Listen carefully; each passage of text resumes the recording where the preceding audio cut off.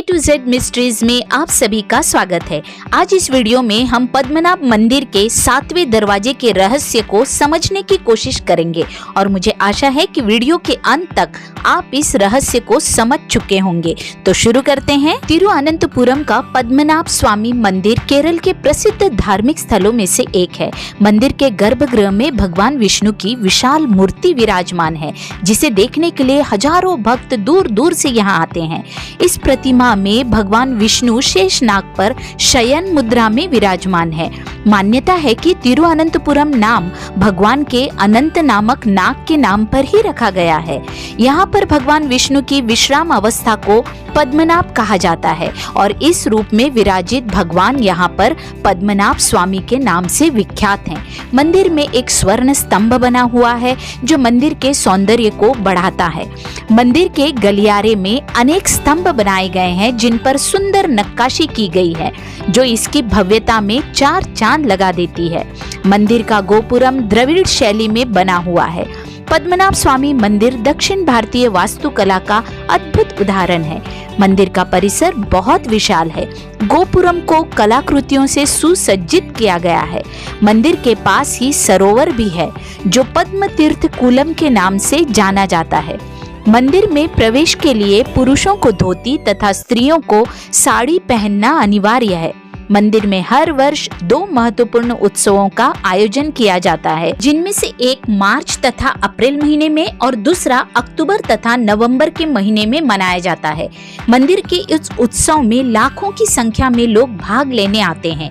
सन 1750 में राजा मार्तंड वर्मा ने अपने आप को भगवान विष्णु का आजीवक सेवक घोषित कर दिया था और उनके पास जितनी भी संपत्ति थी उसे जमीन के नीचे गुप्त द्वार बनाकर एकत्रित कर दिया। फिर इस तहखाने को आधार बनाते हुए इसके चारों तरफ मंदिर का निर्माण किया गया और मंदिर के गर्भगृह के ठीक ऊपर भगवान विष्णु की पद्मनाभ नामक मुद्रा की मूर्ति स्थापित की गई। इस मंदिर के अनेक रहस्य ऐसे हैं जिन्हें आज भी कोई सुलझा नहीं पाया है। इस मंदिर का 7वां दरवाजा हर किसी के लिए एक पहेली बना हुआ है। कहा जाता है कि इस दरवाजे को नागपाशम मंत्रों का प्रयोग कर बंद किया गया है। भारतीय गुप्तचर विभाग यानी आईबी के पूर्व आईपीएस अधिकारी 70 वर्ष के टीपी सुंदरराजन ने सन 2007 में मंदिर की संपत्ति को सार्वजनिक करने के लिए हाई कोर्ट में एक याचिका दर्ज की, जिसके कारण मंदिर के गर्भगृह में बने तहखानों को खोलने का आदेश जारी किया गया।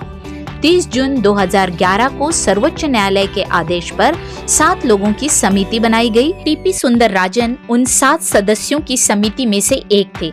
समिति ने मंदिर के गर्भगृह में प्रवेश करके वहां के 7 दरवाजों का मुआयना किया।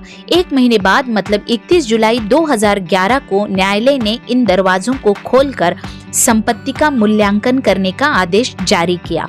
तहखानों के दरवाजे खोलने पर हजारों फ्रांसीसी और डच सोने के सिक्के, सोने के बहुत सारे आभूषण, स्वर्ण मुद्राएं, सोने के धागों से बने वस्त्र, सोने की मूर्तियां और बर्तन, कई बोरियों में हीरे, हीरों से जड़े जेवर, रूबी, पन्ना और प्राचीन सोने के बर्तन मिले। मंदिर अधिकारियों ने उस खजाने की कीमत 1,32,000 करोड़ रुपए आंकी।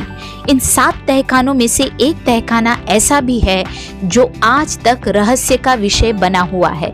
दरअसल जब समिति इस दरवाजे यानी चेंबर बी को खोलने गई तो वो कामयाब नहीं हो पाए। यह चेंबर कुछ खास था। वहाँ 3 दरवाजे मौजूद थे। पहला दरवाजा छड़ों से बना लोहे का दरवाजा था। जब समिति ने उसे खोला तो उसके पीछे लकड़ी से बना एक भारी दरवाजा था। जब इस दरवाजे को खोला गया तो वहाँ एक और लोहे से बना बड़ा ही मजबूत दरवाजा निकला, जिसे खोला नहीं जा सका। इस दरवाजे पर ना कोई ताला लगा है, ना ही कोई कुंडी है। इस दरवाजे पर नाग सांपों की डरावनी आकृतियां बनी हैं, जो ये चेतावनी देती है कि इस दरवाजे को खोला गया तो बहुत बुरा परिणाम होगा। मंदिर के सेवकों का कहना है कि इस दरवाजे को एक मंत्र से बंद किया गया है, जिसे अष्टनाग बंधन मंत्र या नागपाशम मंत्र कहते हैं, मगर ये मंत्र क्या है ये कोई नहीं जानता। मंदिर के पंडितों का कहना है कि उस दरवाजे के अंदर जो भी है वो शाप से ग्रसित है। जो भी उस दरवाजे को खोलने का प्रयत्न करता है वो बीमार हो जाता है या फिर अपनी जान गंवा बैठता है। आपको ये जानकर हैरानी होगी कि तहखाने खोलने के 3 हफ्तों बाद ही टीपी सुंदरराजन, जिन्होंने अदालत में वो दरवाजों को खुलवाने की याचिका दायर की थी, वह पहले बीमार पड़े और फिर उनकी मौत हो गई। ये इत्तेफाक भी हो सकता है, लेकिन इसके बाद मंदिर के सेवकों ने ये चेतावनी जारी कर दी कि यदि किसी ने उस आखिरी कक्ष को खोलने की कोशिश की तो उसका अंजाम बहुत बुरा होगा। इन सब धार्मिक मान्यताओं को अगर हम एक तरफ करके एक बार इस दरवाजे के ना खुलने के रहस्य को समझने की कोशिश करें तो शायद इस रहस्य को समझ पाए। इस दरवाजे का सर्वेक्षण करने पर समिति को ऐसा लगा कि चेंबर बी का निर्माण बाकी 6 दरवाजों की सुरक्षा के लिए किया गया है। जब उन्होंने उस लोहे के नाग वाले दरवाजे पर कान लगाकर सुनने की कोशिश की तो उन्हें दरवाजे की दूसरी तरफ से पानी की आवाज आई, जिसका उन्होंने ये निष्कर्ष निकाला कि अगर इस दरवाजे को खोला गया तो वहां से पानी का बहना तेजी से शुरू हो जाएगा।